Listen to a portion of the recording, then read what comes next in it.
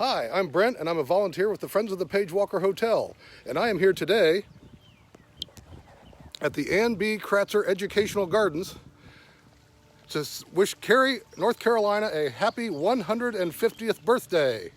That's right, Cary was founded on April 3rd, 1871, so that makes today, April 3rd, 2021, Cary's 150th birthday. That's 4321 on your calendar.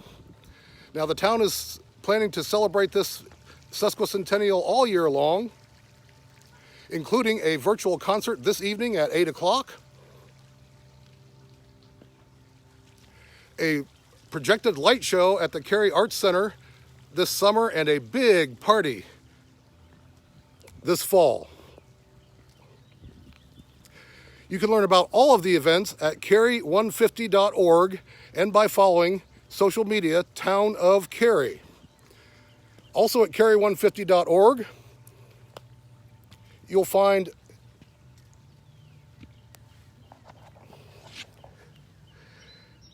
print at home self-guided tours about Cary's African American history and the history of downtown.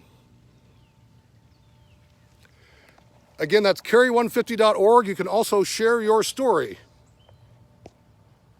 at cary150.org. We'd like everyone to contribute to those stories for which the town will be making a virtual scrapbook. Now today, we are going to visit 4 places that existed about the time that Cary was established here in 1871. So think back about 150 years ago to when this smokehouse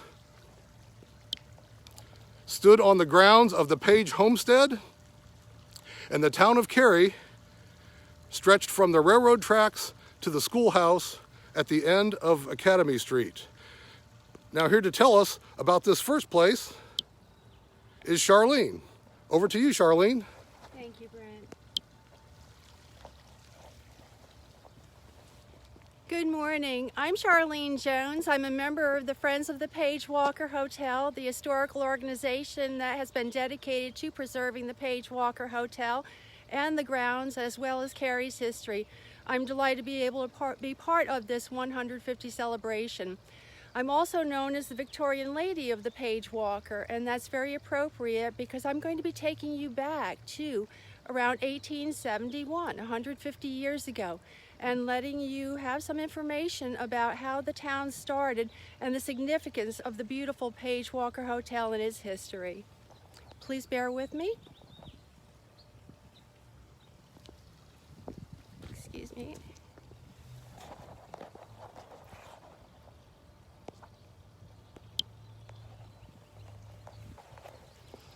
Thank you. We are looking at the Paige Walker Hotel. It is a French Second Empire style home, and it was built by Frank Paige around 1871. Started probably around 1868 and built over the next few years. But to go back in time, as Brent pointed out, this is the Paige Walker Smokehouse.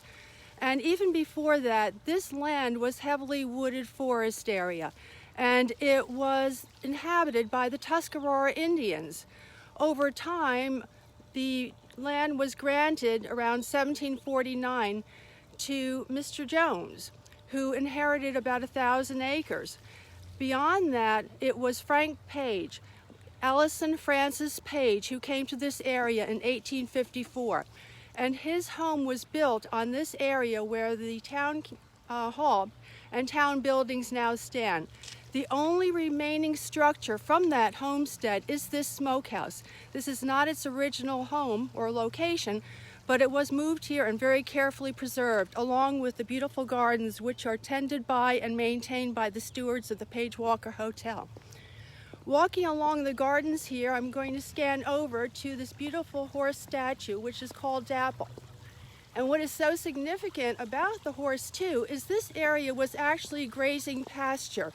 Horses were here, livestock were here around the time the Paige Walker was being built and when the railroads were starting to come through. Frank Paige came here in 1854, which is also when the railroad came through, the North Carolina Railroad.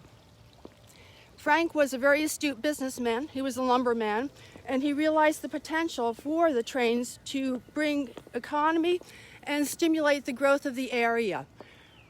Around 1868, the second train line came through, and that was the Chatham Railroad line.